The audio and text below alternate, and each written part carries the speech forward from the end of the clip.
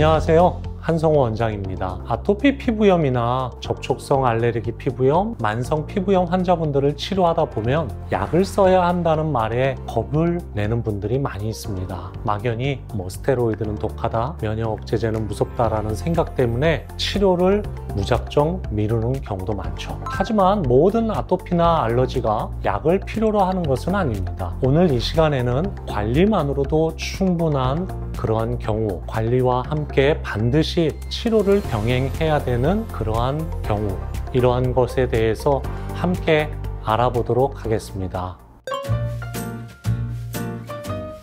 모든 피부 염증에 약을 써야 하는 것은 아닙니다. 증상이 가볍고 일시적이라면 적절하고 올바른 생활 관리만으로도 충분히 좋아지실 수 있습니다. 관리만으로 가능한 상황에 대해서 예를 들어 본다면요, 피부가 살짝 건조하거나 약간 가려운 정도일 때, 그리고 진물이나 상처는 없고 외부 자극이나 계절적 습도와 온도의 변화로 일시적으로 악화된 경우, 또는 굳이 긁지 않아도 견딜 수 있는 초기 단계, 이럴 때는 관리만으로도 충분히 가능하죠.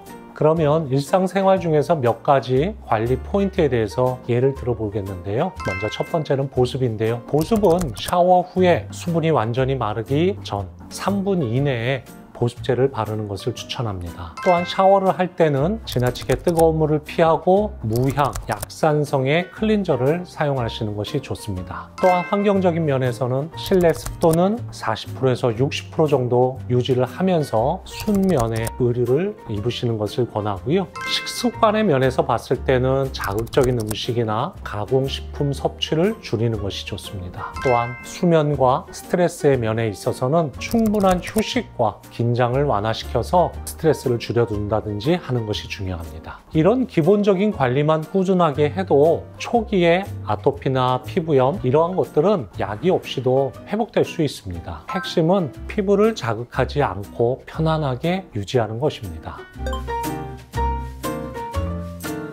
피부에 진물이나 딱지가 생긴다든지 밤에 가려워서 잠을 이루지 못할 정도라면 이건 아마도 염증이 상당히 진행된 상태일 것입니다. 이런 시기에는 반드시 관리뿐만 아니라 치료가 함께 이루어져야 합니다. 치료가 반드시 필요한 경우를 말씀드려 보겠는데요. 예를 들면 손이나 팔 같은 부위에 접히는 부위가 갈라지고 진물이 난다. 이럴 때는 보습만으로는 회복이 어렵기 때문에 급성 염증을 진정시키는 약물 치료가 반드시 필요합니다.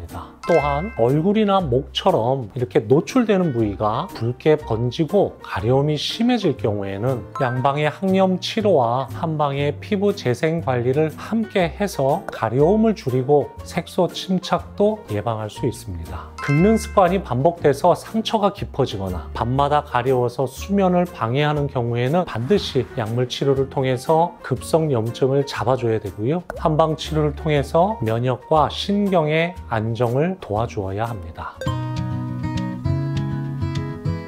양방 치료는 급성 염증을 빠르게 진정시키는 장점이 있고요. 한방 치료는 피부 장벽의 재생과 함께 몸 안에서의 면역의 균형을 도와주어서 재발을 예방하는 중요한 역할을 합니다. 이처럼 양한방 협진을 통해서 약물의 사용량을 줄이면서도 치료 효과는 더 높일 수 있고 피부는 더 안정적으로 회복이 될 수 있습니다. 몇 가지 예를 들어보면요. 급성 염증기에는 피부가 붉고 진물이 나게 되는데요. 이럴 때는 양방치료의 어떤 스테로이드나 항염 치료를 통해서 피부를 빠르게 진정을 시키면서 한방치료를 통해서 피부의 열감을 또는 가려움을 완화해서 피부 손상을 최소화할 수 있습니다. 그리고 회복기는 우리가 보통 염증이 가라앉은 그 이후를 얘기하는데요. 이럴 때는 한방치료를 통해서 손상된 피부를 다시 재생을 하고 회복을 촉진하면서 양방치료의 약물은 최소한으로 유지하면서 재발을 막을 수 있다는 장점이 있습니다. 또한 만성적으로 재발하는 단계에서는 양방치료를 통해서 주기적으로 피부를 진정시키고 한방치료를 통해서 우리 몸 안의 면역을 안정시키고 체질을 개선함으로 가려움이 덜하고 약을 오래 쓰지 않아도 되는 안정적인 피부 상태를 유지할 수 있습니다. 양방과 한방의 협진은 단순히 두 치료를 함께 하는 것이 아니라 각각의 단계에 맞춘 맞춤형 치료 시스템인 거죠.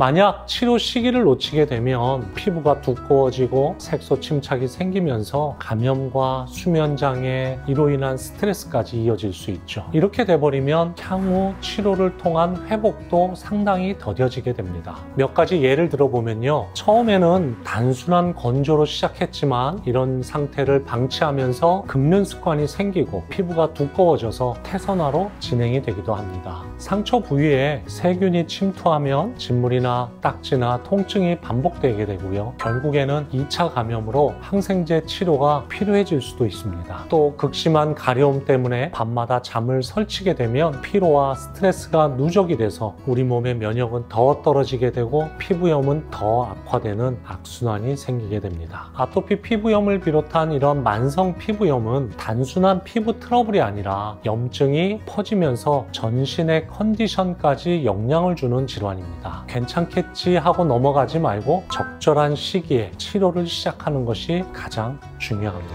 아토피 피부염이나 여러 가지 난치성 피부염, 이러한 치료의 핵심은 관리를 할 것이냐 치료를 할 것이냐의 선택이 아닙니다. 급성기에는 양방적인 치료를 통해 염증을 잡고 회복기에는 한방 치료를 통해 우리 몸 안의 면역 균형을 유지해 주는 것, 이러한 두 가지가 함께 할 때 가장 좋은 결과를 얻을 수 있습니다. 약에 대한 막연한 두려움보다 더 큰 위험은 치료를 무작정 미루는 것입니다. 전문 병원에서 정확한 진료와 치료를 받을 수 있다면 피부는 반드시 건강을 되찾을 수 있습니다.